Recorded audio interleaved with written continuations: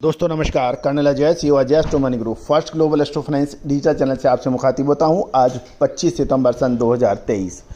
दोस्तों सबसे पहले हम चर्चा करेंगे गुजरात स्टेट की खरीफ की 2023 की फसल के 25 सितंबर सन 2023 के आज तक के आंकड़े। दोस्तों आज ये कैस्टर के ऊपर शो है, तो सबसे पहले हम कैस्टर के ऊपर बात कर लेते हैं। तो कैस्टर के अंदर यदि पिछले 3 साल की एवरेज सोइंग एरिया देखा जाए तो वो लगभग 6,68,143 हेक्टेयर है। और यदि हम पिछले साल की यदि कैस्टर की सोइंग का आंकड़ा देखें तो पिछले साल 2022 के अंदर 6,92,205 हेक्टेयर की बिजाई के समाचार थे। अब हम इस साल 2023 की देख लेते हैं। तो साल 2023 के अंदर कैस्टर के बिजाई के आंकड़े 7,14,976 हेक्टेयर के हैं, जो तो यानी लगभग काफ़ी अधिक हैं। यानी यदि ओवर नॉर्मल से देखे जाए तो ये 7% अधिक बताए जा रहे हैं। यानी 3 साल की एवरेज लगभग 6,68,000, पिछले साल की बिजाई 6,92,000 और इस साल 7,14,976 हेक्टेयर के अंदर कैस्टर की बिजाई हुई है। साथ साथ यदि हम कुछ और महत्वपूर्ण भी कर लेते हैं कि जबकि मूंगफली की बिजाई की बात करें तो मूंगफली की बिजाई 3 साल के एवरेज जो है 18,94,833 है। पिछले साल 17,09,023 हेक्टेयर में हुई थी। इस बार घटकर 16,35,276 हेक्टेयर के अंदर मूंगफली की बिजाई है, जो लगभग 15% कम है। यानी कैस्टर की बिजाई 7% अधिक है। पिछले साल 6,92,205 के मुकाबले 7,14,976। दोस्तों गवार सीड के ऊपर भी हम चर्चा कर लेते हैं। गवार सीड में 3 साल का एवरेज है 1,13,571 हेक्टेयर का, और पिछले साल हुई थी 1,04,081 हेक्टेयर और इस बार 1,03,243 हेक्टेयर। यानी साल दर साल गवार सीड की बिजाई कम होती जा रही है और इस साल लगभग 10% के आसपास कम हुई है। यानी कैस्टर के अंदर 7% अधिक, मूंगफली के अंदर लगभग 14% कम और गवार सीड के अंदर लगभग 10% कम। दोस्तों अब हम कैस्टर सीड के बाजार भाव के ऊपर चर्चा करेंगे और उसके बाद कैस्टर सीड की कुछ महत्वपूर्ण जानकारियां आप तक शेयर करेंगे। दोस्तों ये सारी जानकारियां आपको अजय एस्ट्रो मनी गुरु चैनल की तरफ से प्रोवाइड कराई जा रही हैं। दोस्तों आप हमारे चैनल पे नए हैं और हमारी जानकारियां आप तक के लिए आपको अच्छी लगती है और अभी तक सब्सक्राइब नहीं किया है तो उसको सब्सक्राइब करना ना भूलें। साथ साथ फेसबुक पेज को भी फॉलो करना बिल्कुल ना भूलें। यदि आप यूट्यूब पे देख रहे हैं तो इसको बेल आइकन यानी घंटी के निशान को पुश करके इसको सब्सक्राइब अवश्य कर रहे हैं। दोस्तों आरएनडी की बैलेंस शीट यानी टाइट होने से दिसंबर तक बाजारों के भाव में कुछ स्थायित्व रहने की संभावना बन रही है, ऐसा कहना है कुछ व्यापारियों का। जानिए पूरी रिपोर्ट विस्तार से।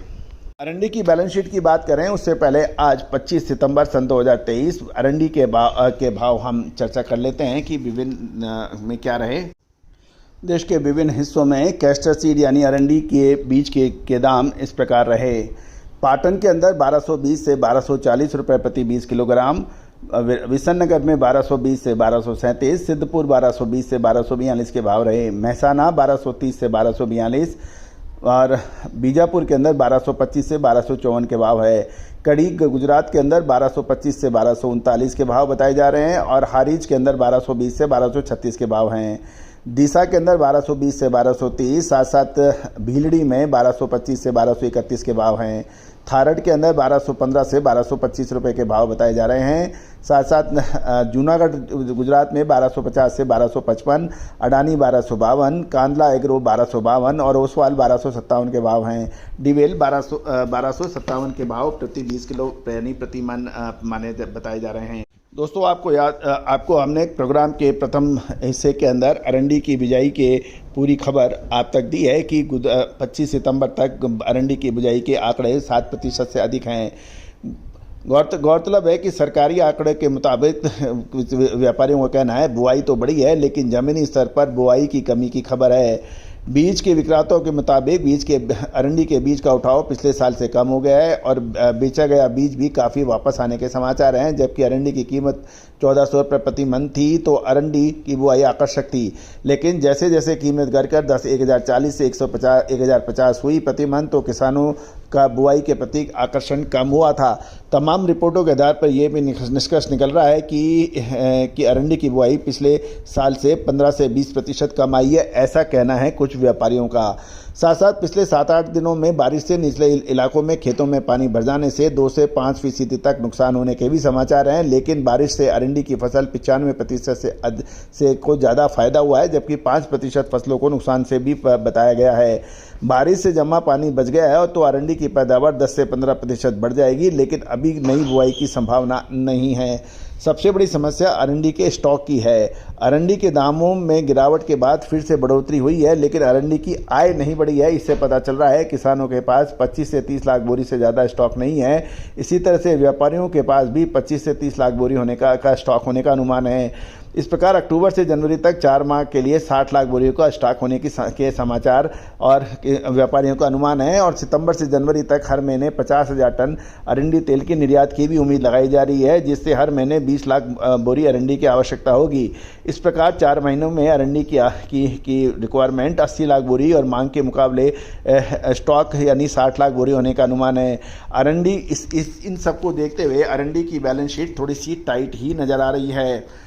दूसरा, और कुछ व्यापारी को ये भी कहना है कि पिछले 2 महीने में अरंडी तेल की डिमांड काफ़ी अच्छी दिख रही है और कई दिन से रोजाना 1000 टन अरंडी के तेल का काम हो रहा है।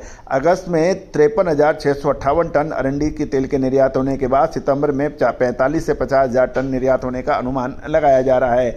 चीन की अरंडी तेल की डिमांड में काफ़ी एग्रेसिव है और यूरोप और अमेरिका में भी डिमांड काफ़ी अच्छी नज़र आ रही है।